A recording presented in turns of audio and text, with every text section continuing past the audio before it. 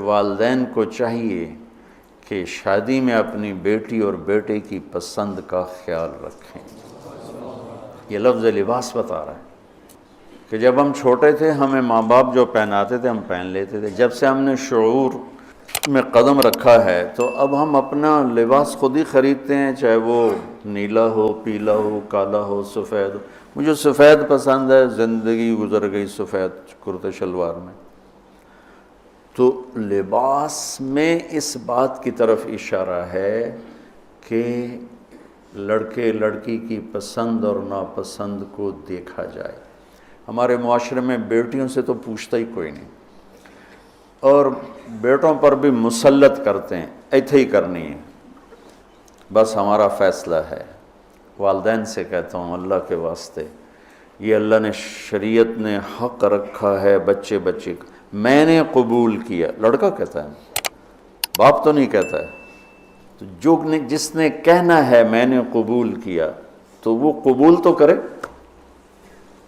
ایک صحابی نے آ کے عرض کی یا رسول اللہ میں نے نکاح کا پیغام دیا ہے، تو آپ نے فرمایا تو نے وہ لڑکی کو دیکھا ہے؟ کہا جی نہیں۔ آپ نے کہا دیکھ لو، کہ تم نے زندگی گزارنی ہے، دیکھ لو۔ اتنی گنجائش رکھیے کہ لڑکا لڑکی بیٹھیں، آپس میں بیٹھیں، ایک دوسرے کو دیکھ لیں، بات چیت کر لیں، تو انہوں نے زندگی گزارنی ہے۔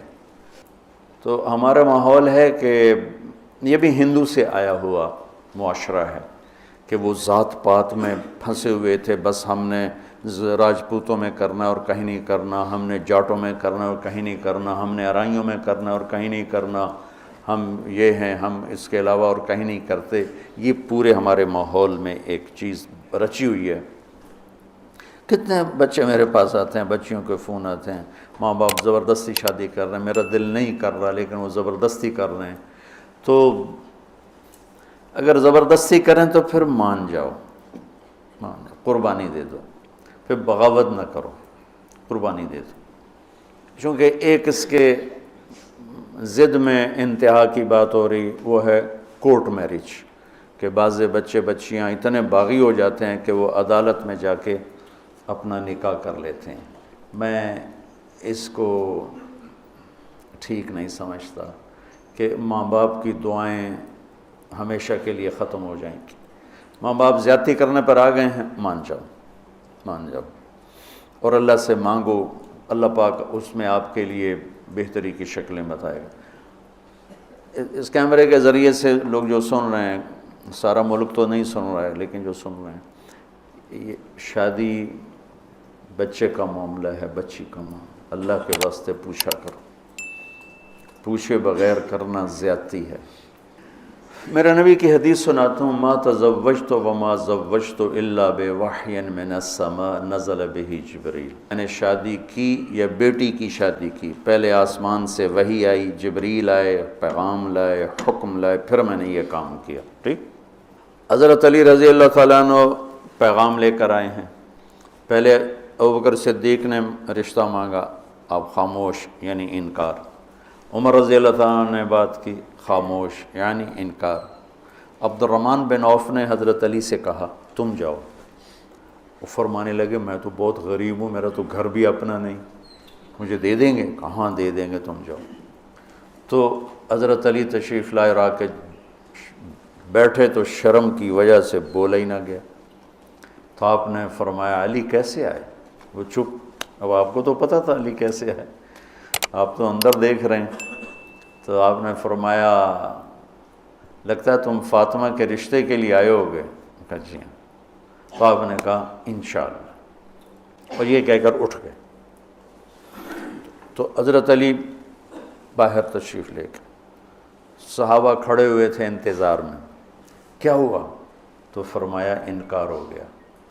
کہنے لگے کیسے؟ کہا کچھ بولے ہی نہیں۔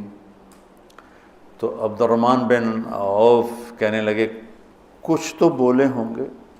کہا بس انشاءاللہ کہا تھا۔ کہا تو پھر بس مبارک ہو گیا کام۔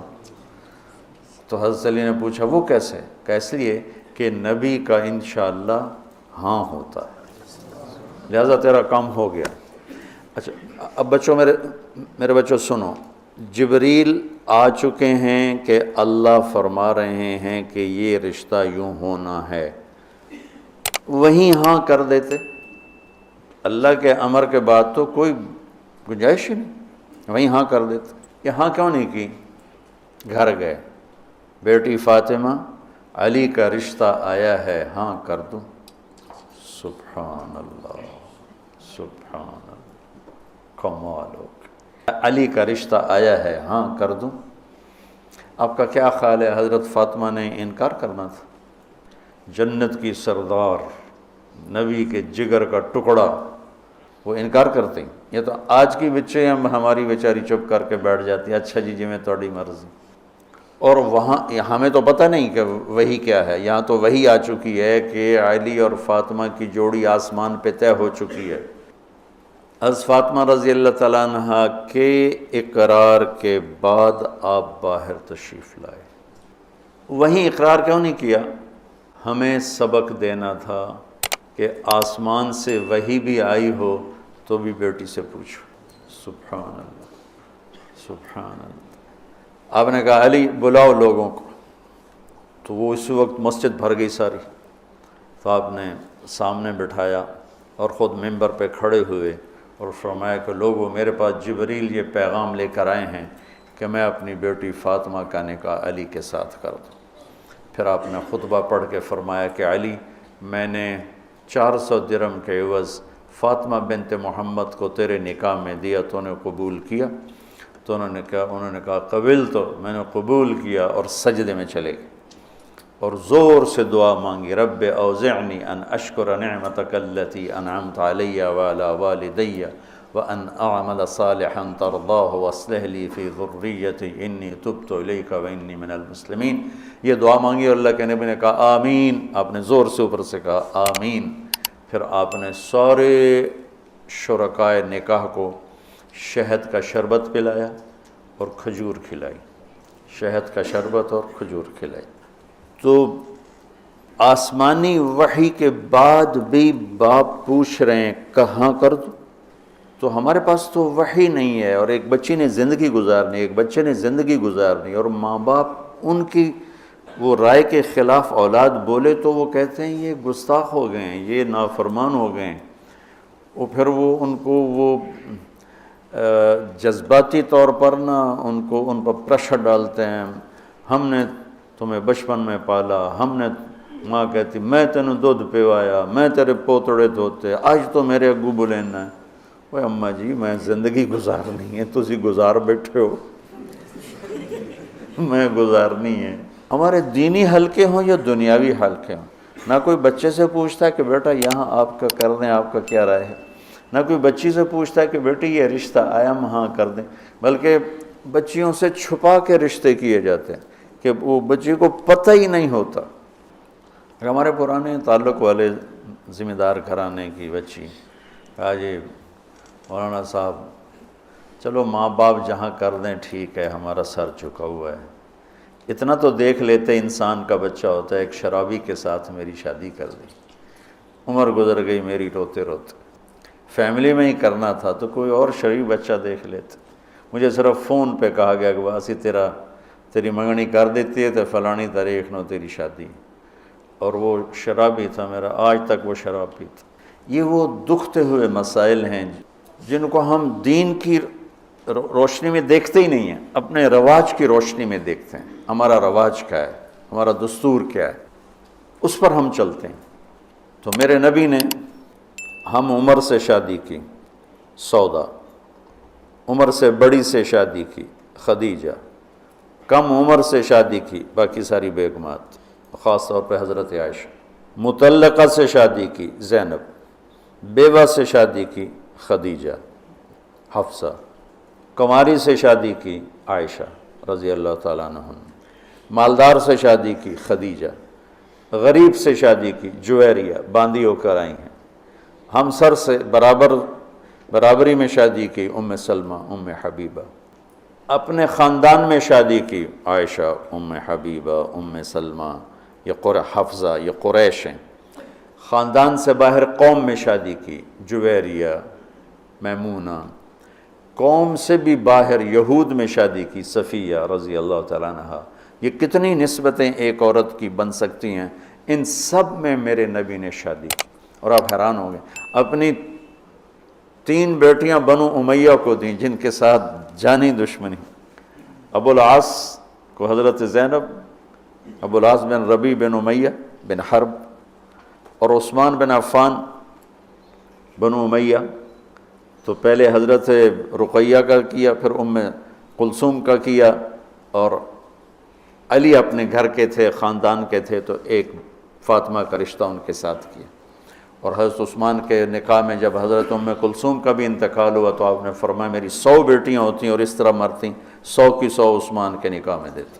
یہ معاشرت کے احکام کو اللہ روزے کے درمیان لے کر آئے، اوپر بھی روزہ ہے، نیچے بھی روزہ ہے، اور اس کے بیچ میں اللہ تبارک و تعالی ہمیں یہ دکھا رہا ہے کہ معاشرت عبادات کی طرح ہے، عبادت کی طرح ہے۔ معاشرت خوبصورت نہیں ہوگی تو ہمارا دین خوبصورت نہیں ہوگا۔ میں بیوی کو عزت نہیں دوں گا۔ دیکھو، طنز کا بول ایسا جیسے کپڑے پھاڑ دینا، بے عزت کرنے کا بول ایسا جیسے کپڑے پھاڑ دینا۔ اور میں کتنا ہی پاگل ہو جاؤں غصے میں اپنا کرتا خود نہیں پھاڑتا ہوں، میں کسی کا کرتا تو پھاڑوں گا، اپنا نہیں پھاڑوں گا۔ تو میری بیوی میرا لباس ہے، مجھے غصہ چڑھا ہوا ہے، مجھے گلہ آیا ہوا ہے، تو میں لباس پہ ہاتھ نہیں ڈالوں گا۔ یہ میں کیا کہہ رہا ہوں کہ میں بیوی کی دل شکنی نہیں کروں گا، بیوی خامند کی دل شکنی نہیں کرے گی، برداشت کریں گے، تب جا کر یہ رشتہ خوبصورت ہوگا۔ دنیا میں کسی بھی رشتے کو باقی رکھنے کے لیے برداشت کے سوا کوئی قانون نہیں، اور اس رشتے کے لیے برداشت سب سے زیادہ ہے کہ برابری کا رشتہ ہے، کبھی خامند گرم کبھی بیوی گرم، پھر دونوں ہی گرم تو پھر آگ بھڑکے گی اور بڑھتی چلی جائے گی۔ ایک بچہ مجھے آ کے ملا ملتان سے، ٹاپ کیا اس نے پورے پنجاب میں FSC میں، تو کہا جی میں 2 دفعہ خودکشی کی کوشش کر چکا ہوں۔ میں نے کہا تم اتنے پڑھنے لکھنے والے بچے تم کیوں خودکشی؟ کہا جی میرے ماں باپ دونوں آپس میں اتنا لڑتے ہیں کہ ان کی لڑائی سے بددل ہو کر میں نے 2 دفعہ خودکشی کی کوشش کی۔ تو میرے نبی نے 11 گھر آباد کر کے ہمیں زندگی سکھائی ہے کہ اس خوبصورت رشتے کو کیسے نبھانا ہے۔